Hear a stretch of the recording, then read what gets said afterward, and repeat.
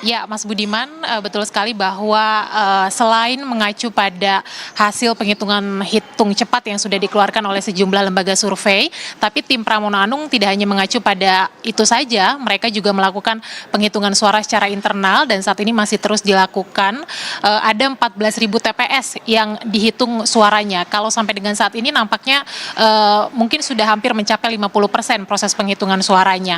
Nah, nanti penghitungan suara yang diklaim ini berdasarkan instrumen lengkap yang dimiliki oleh tim internal Pramono Anung, baik itu saksi-saksi di seluruh TPS maupun juga form C1. Kalau sudah selesai dilakukan penghitungan suaranya, maka hasilnya akan diumumkan pada pukul 1 dini hari waktu Indonesia Barat di kantor DPD PDI Perjuangan di Kelapa Gading, Jakarta Utara. Nah, merespons hasil hitung cepat yang dilakukan oleh jumlah lembaga survei, tadi Pramono Rano Karno melalui konferensi pers menyampaikan terima kasih kepada seluruh tim relawan pendukung yang sudah bekerja keras di pertarungan Pilkada Jakarta, kemudian juga mengucapkan terima kasih kepada sejumlah tokoh politik, terutama para mantan Gubernur DKI Jakarta, mulai dari Basuki Cahayapurnama, kemudian Anies Baswedan, Fauzi Bowo, dan juga Sutioso, yang dianggap dukungan dan endorsement politiknya ini kemudian menyumbang suara yang cukup signifikan bagi Pramono Rano Karno.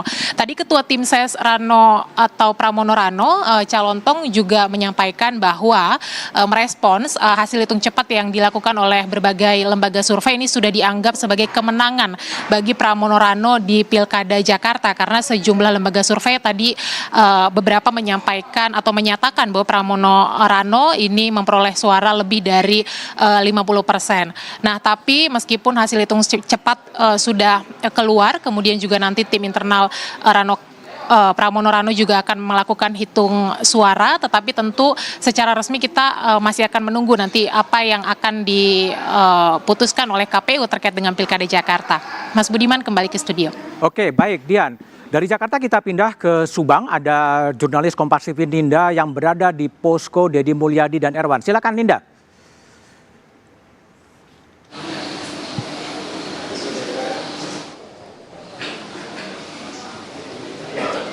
Iya, selamat malam Bu Budiman dan juga saudara. Tentunya saat ini saya melaporkan langsung dari kawasan Kabupaten Subang yang juga merupakan ini adalah posko pemenangan dari calon gubernur Jawa Barat nomor urut 04 yakni Deddy Mulyadi. Hingga malam hari ini masih banyak tamu dan kemudian juga sejumlah relawan datang kemari untuk menemui Kang Deddy Mulyadi, dan langsung saja kita akan berbincang apakah memang ini open house kah atau diundang atau seperti apa. Sudah bergabung bersama kami siapa saja, siapa lagi kalau bukan Kang Deddy Mulyadi. Selamat malam, sampurasun Kang Deddy. Malam, Rampes. Saya hari ini bukan hanya ditemui relawan ya, ditemui oleh Bupati terpilih dari Kabupaten Purwakarta, pasangan Jenjo, ini Om Jen dan Bang Ijo. Dan ini menyempurnakan kebahagiaan saya pada saat ini. Ini sekarang ceria banget nih malam hari ini. Apakah melihat hasil survei yang unggul begitu apa seperti apa? Pertanyaannya kapan sih saya nggak ceria? Saya selalu ceria dalam hal apapun ya. Hari ini adalah keceriaan yang disempurnakan, karena biasanya tiap malam kan keliling nemuin warga, berbahagia di hadapan warga. Ya hari ini minimal malam ini rehat, saya duduk dari tadi nerima orang, dan setiap orang yang datang wajahnya wajah kebahagiaan. Kang, dengan angka sementara saat ini sudah mencapai 60% lebih ya begitu. Apakah ini memang sudah mencapai ekspektasi atau mungkin kurang atau bahkan lebih seperti apa? Kurang, tadinya kan udah bilang 80, tapi ya 60 juga sudah angka terbaik. Yang penting kan bahwa angka ini mengantarkan pasangan Deddy Mulyadi, Erwan Setiawan untuk memimpin Jawa Barat. Lalu setelah ini langkahnya apa lagi yang akan dilakukan oleh Kang Deddy Mulyadi? Ya dari sini melangkah ke belakang, kan besok melangkah ke depan. Jadi saya besok pagi saya udah mulai nanam padi, keliling warga, menyelesaikan berbagai problem warga di Jawa Barat ini. Jadi saya tidak akan pernah berhenti untuk terus dalam setiap hari menyelesaikan berbagai hal yang dihadapi oleh warga. Jadi berbuat kebaikan kan nggak usah nunggu pada saat kita punya kepentingan, tetapi panggilan hati yang harus dilaksanakan dalam setiap waktu. Oke, Kang Deddy, ini kalau kita lihat Kang Deddy ini merupakan sosok yang dikenal sebagai sosok yang suka terjun ke lapangan, menyapa masyarakat kecil begitu. Apakah karakter tersebut ini akan bertahan hingga seandainya Anda menang menjadi Gubernur Jawa Barat? Dan bisakah Anda yakinkan karakter ini kepada masyarakat seperti apa? Yang pertama, kalau kemarin ada problem, saya hanya bisa menyelesaikan 1, 2, 3 per hari. Tapi kalau hari ini satu problem, satu sampel bisa menyelesaikan dengan ribuan masalah. Karena ke depan kan saya punya kebijakan, saya punya alokasi, dan alokasi ini bisa saya arahkan untuk menyelesaikan berbagai problem warga itu. Tetapi di balik itu adalah kebahagiaan bagi masyarakat Jawa Barat. Itu saya berkampanye, atau saya berdebat, atau saya menyampaikan visi dan misi, itu berangkat dari kerangka filosofi Sunda yang orang tabu untuk menyampaikan di depan umum. Dan ini adalah spirit bahwa masyarakat Jawa Barat itu menginginkan kepemimpinan Sunda yang bisa menerjemahkan makna Siliwangi, menyayangi sesama secara utuh. Intinya yang terbaik untuk Jawa Barat ya Kang Deddy. Terima kasih banyak atas waktunya telah berbincang secara live bersama Kompas TV. Boleh melanjutkan kembali. Terima kasih Kang Deddy Mulyadi. Itu dia saudara, memang perbincangan kami cukup menarik. Di sini juga selain itu juga nantinya Kang Deddy akan melanjutkan menyapa warga sekitar dan juga para relawan yang hadir di posko pemenangan Kabupaten Subang. Kembali ke studio, Bung Budiman. Oke, makasih Ninda. Wajah kebahagiaan disampaikan oleh Deddy Mulyadi di Subang. Saya tanya pada Deddy Sitorus.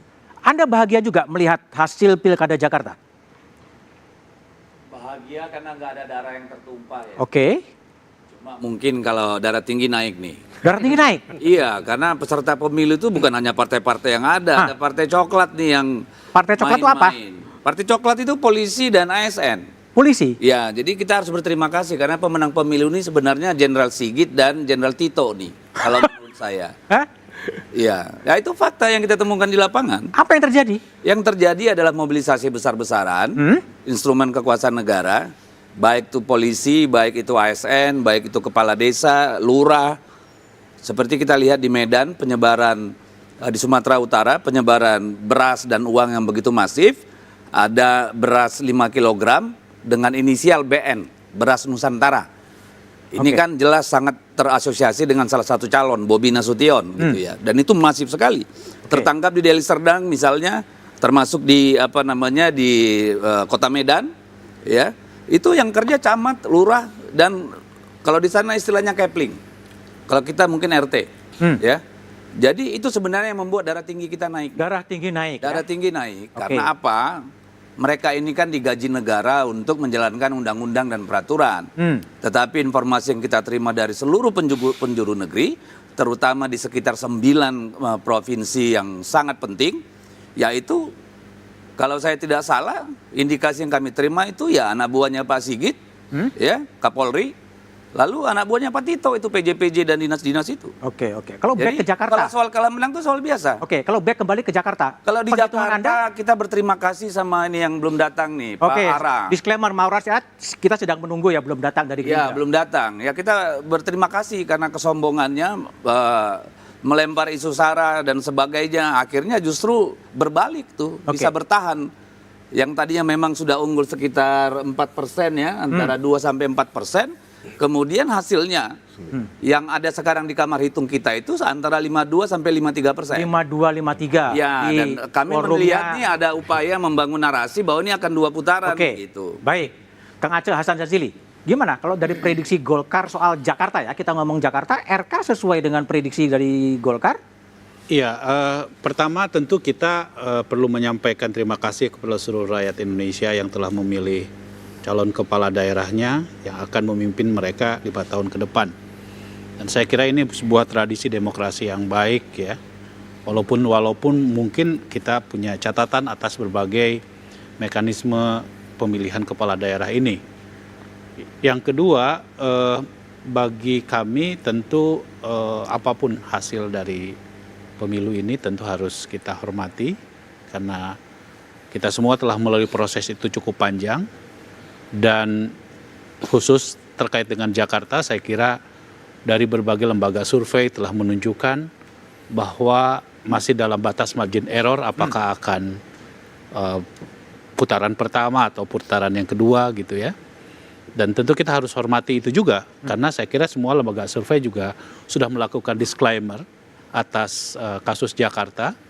Jadi ya kita harus menunggu hasil real count-nya. Hasil real count terakhir. Dan itu harus kita hormati terhadap hasil real count tersebut. Kita tentu sebagai pendukung Ridwan Kamil dan pasangan Susono berharap bahwa akan terjadi 2 putaran gitu. Saya kira subjektif politik kami begitu. Namun sekali lagi kita sangat harus menghormati apapun pilihan dari masyarakat tersebut. Oke, baik, Bang Aceh. Kita coba ke Kika Madona di Surabaya. Kika, bisa diupdate perkembangan dari Jawa Timur, Surabaya? Kika, silakan.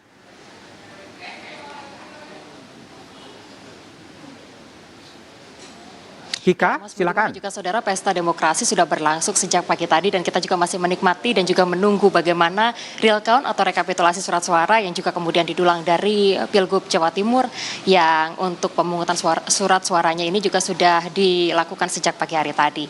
Masing-masing calon gubernur, calon wakil gubernur Jawa Timur juga sudah menggunakan hak pilihnya. Dan hari ini kita juga sudah, saat ini kita atau malam hari ini kita juga sudah bisa mendengarkan bagaimana hasil perhitungan cepat dari sejumlah lembaga survei termasuk juga dari Litbang Kompas yang kalau informasi yang kami dapatkan terbaru sudah masuk datanya 98%. Hasilnya sebagian besar dari lembaga survei yang ada di Jawa Timur menyebutkan bahwa untuk pasangan nomor urut 02 unggul berdasarkan hasil survei di atas angka 50%. Dan bagaimana terkait dengan hal ini kita akan berbincang langsung dengan calon wakil gubernur nomor urut 02 Bapak Emil. Selamat malam Pak. Katanya tadi pagi sampai tidur jam 3 pagi karena begadang nih Pak. Dengan hasil yang sekarang di atas 50%, gimana Pak tanggapannya Pak? Ya, sekali lagi pesan dari Bu Hovifah, kita menghormati proses perhitungan resmi. Namun tentunya setiap fase dan progres kita syukuri. Jadi quick count ini memberikan kita sebuah motivasi, semangat, tapi juga kita tidak boleh euforia ya. Kita harus menghormati proses perhitungan rekapitulasi suara. Namun kita juga ada data center sendiri yang diisi datanya dari saksi-saksi resmi yang sesuai dengan aturan KPU menggunakan basis form rekapitulasi TPS.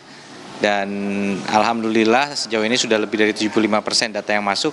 Angkanya tidak terlalu berbeda, selaras lah lebih tepatnya. Ini angkanya selaras dengan angka quick count. Berapa nih Mas, berapa persen kalau untuk dari data internal? Tadi sih sekitar 58-59 ya. Mas tadi disampaikan bahwa tidak euforia terlebih dahulu menunggu dengan hasil rekapitulasi resmi dari KPU Jawa Timur.